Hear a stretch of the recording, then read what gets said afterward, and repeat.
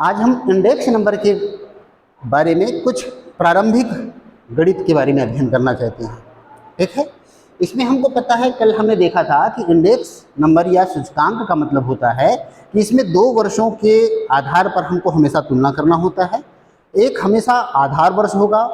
कल की कक्षा में बताया गया था कि आधार वर्ष हमेशा एक सामान्य वर्ष होता है ना, और उसके आधार पर हम आने वाले जो नए वर्ष हैं जिसको हम चालू वर्ष कहते हैं उसका कैलकुलेशन करना होता है।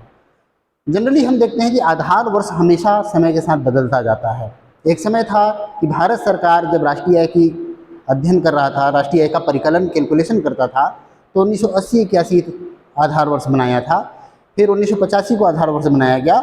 इस प्रकार समय के साथ साथ क्या है, आधार वर्ष चेंज होता जाता है। वर्तमान में भारत सरकार के द्वारा जो जीडीपी की गणना की जाती है, राष्ट्रीय आय का परिकलन किया जाता है, उसका आधार वर्ष 2011-12 है। इस आधार वर्ष की विशेषता यह है कि ये वर्ष ऐसे वर्ष होते हैं जब न तो अति उत्पादन होता है और न प्राकृतिक आपदा के कारण किसी भी प्रकार के उत्पादन की मात्रा कम हुई हो। जैसे कोरोना वर्ष को यदि कोई कहे कि क्या हम आधार वर्ष ले सकते हैं, तो कहोगे नहीं, ये सामान्य वर्ष नहीं थे, आपातकालीन वर्ष थे।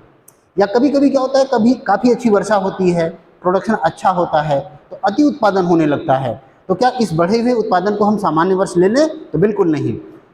तो सामान्य वर्ष जो बिल्कुल रहेगा जब न बहुत ज़्यादा उत्पादन हुआ हो न बहुत कम उत्पादन हुआ है, ऐसे वर्ष का हम चयन करते हैं, उसको आधार वर्ष लेते हैं। तो जो 2011-12 था वो क्या है, ऐसे ही वर्ष था, जिसलिए भारत सरकार ने उसको राष्ट्रीय आय की गणना के लिए आधार वर्ष के रूप में सेलेक्ट किया है। तो यहाँ आप देखोगे आधार वर्ष कैसा होगा, इन प्रश्नों में हमको समझना है। तो यहाँ पर हमने प्रश्न दे दिया था कि 2001 से लेकर के 2006 तक के ये 1, 2, 3, 4, 5, 6 वर्ष आपके पास दिए थे। इन 6 वर्षों में उनकी कीमतें दी हुई थी। इन कीमत में यानी कोई वस्तु यदि 2001 में 120 रुपये की मिलती थी, वो 2002 में 140 की हो गई, फिर 150 की हो गई अगले वर्ष, फिर 165, फिर 175 और 240। तो हमको ये बताइए कि इसको इंडेक्स नंबर मूल्यानुपात विधि से या प्राइस इंडेक्स मेथड से निकालना है। शर्त बड़े ध्यान से यहाँ पर ध्यान देना होता है कि निकालना कैसे है, आधार वर्ष का परिकलन कैसे किया जाए। तो हमको प्रश्न में ही दे दिया था कि 2001 का जो मूल्य है उसको आधार वर्ष मानिए आप। तो ये जो है 120 जो हो गया, ये आधार वर्ष अर्थात 100 के जैसा काम करेगा। अगर 120 को 100 मानता हूँ मैं, तो 140 का मतलब 116.67 होगा। क्यों? तो हमने मूल्यानुपात का जो सूत्र होता है आर का मान, कि आर बराबर होता है P1 divided by P0। P0 जो होता है बेस ईयर होता है, जो हमको प्रश्न में दिया हुआ होगा कि किसको लेना है। तो हमको दे दिया है कि 2001 का जो प्राइस है उसको हमने क्या है, आधार वर्ष लिया है। तो 2001 का आधार वर्ष 120। तो सभी फार्मूले में आप देख रहे हैं मैंने नीचे में 120 लगाया है, यानी आधार वर्ष 120 था। और P1 यानी आने वाले जिस भी वर्ष की बात कर रहे हैं वो P1 प्राइस 1 हो जाएगा, यानी the price value of current year. तो करेंट ईयर चेंज होता जा रहा है। तो यहाँ 2001 के लिए तो 120 भी करेंट ईयर है और बेस ईयर भी वही है। तो 120/120 गुणित 100 करेंगे तो 100 आ जाएगा। 2002 में 140/120 करेंगे, क्योंकि P1 इस बार 140 हो गया, लेकिन P0 जो है वो 120 रहेगा। गुणित 100 करने पे ये 116.67 आता है। इसी प्रकार आप देख रहे हैं 2003 में जो प्राइस थी 150 रुपये, वो P1 हो जाएगा, और बेस ईयर जो है 2001 का मूल्य है 120 रुपये, वो P0 रहेगा। उसको कैलकुलेट करते हैं 125 रुपये।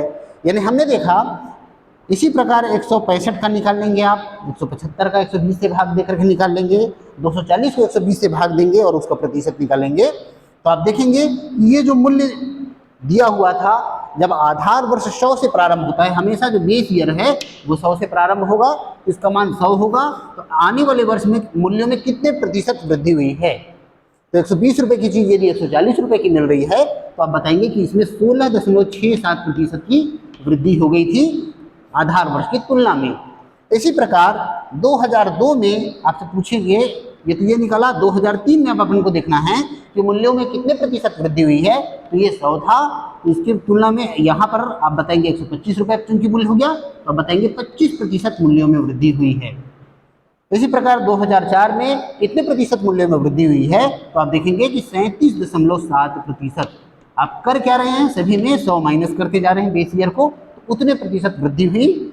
और आप देखेंगे यहाँ पर 45.83% वृद्धि हुई है। और अंतिम में 100% वृद्धि के साथ आप देख रहे हैं कि 2006 में, क्योंकि 120 रुपए की चीज 240 रुपए यानी जस्ट 2 फोल्ड हो गया है, तो ये 200% तक का वृद्धि हो सकती है। तो पहले वाले उदाहरण में हमने संकेत दिया था कि आधार वर्ष जो है 2001 के कीमत को मानना है। आइए दूसरा एग्जांपल देखते हैं जिसमें हमको 7 वर्ष दिए हुए थे 2017 से 2023 तक का, उसमें कीमतें दी हुई थी कि 2017 में कोई वस्तु 14 रुपए की थी, फिर 16 की हुई, फिर 18 की हुई, फिर 19 रुपए, फिर 20 रुपए, फिर 27 और 26 रुपए की ये कीमतें थी। अब बतला रहा है, संकेत हमको दे रहा है कि इस बार आधार वर्ष का परिकलन करना है कि इन 7 वर्ष की जो कीमत है इनका औसत निकालिए। जो औसत कीमत है जो आएगा आंसर उसको आधार वर्ष मानना है। तो हमने क्या किया, आधार वर्ष का परिकलन या कैलकुलेशन करने के लिए जो 7 वर्ष का औसत मूल्य था उसका मीन निकाल लेते हैं, औसत निकाल लेते हैं। इन सभी का योग जो है हमने देखा कि 140 आया, वर्षों की संख्या 7 थी, तो 20 रुपए जो है ये औसत कीमत आया, जिसको हम बेस ईयर कहेंगे। यानी P0 का कैलकुलेशन हमने कर लिया है। हर बार अब हमको क्या है, भाग 20 रुपए से देना है, क्योंकि वो 2017 में उसकी प्राइस 14 रुपए थी, तो 14/20 करेंगे, गुणित 100 करेंगे, तो अर्थात ये 70 रुपए उसका बेस माने उसका प्राइस निकला। इसी प्रकार 2018 के लिए आप देखेंगे तो 16/20 हो जाएगा, गुणित 100 करेंगे तो वो वस्तु 80 रुपए की थी। बेस ईयर 100 रुपए होता है, तो 100 रुपए अभी तक नहीं आए, यानी बेस ईयर से कम मूल्य में ये चीज पहले मिलती थी। 2019 में देख रहे हैं 18/20 गुणित 100 करेंगे तो 90 रुपए में ये चीज मिलता था। 2020 में 19/20 कर रहे हैं तो 95 रुपए में मिलेगा। 2020 में वस्तु 20 रुपए की थी और 20 रुपए ही औसत मूल्य था। तो ये हम देख रहे हैं ये वास्तव में क्या है, बेस ईयर 100 से प्रारंभ होता है, तो ये 100 से कम वाले ऊपर के प्राइस निकले हैं और इसके बाद 100 से अधिक के प्राइस जो हैं वो इंडेक्स के आधार पर निकलेंगे, क्योंकि 2022 में अब कीमत बढ़कर के 27 रुपए हो गई है। बेस ईयर की जो प्राइस है 20 रुपए है, तो 27/20 करते हैं तो 135 रुपए आ रहा है। इसी प्रकार 2023 में वस्तु की कीमत 26 रुपए थी, तो 26/20 किया आपने, गुणित 100 किया तो 130 रुपए आता है।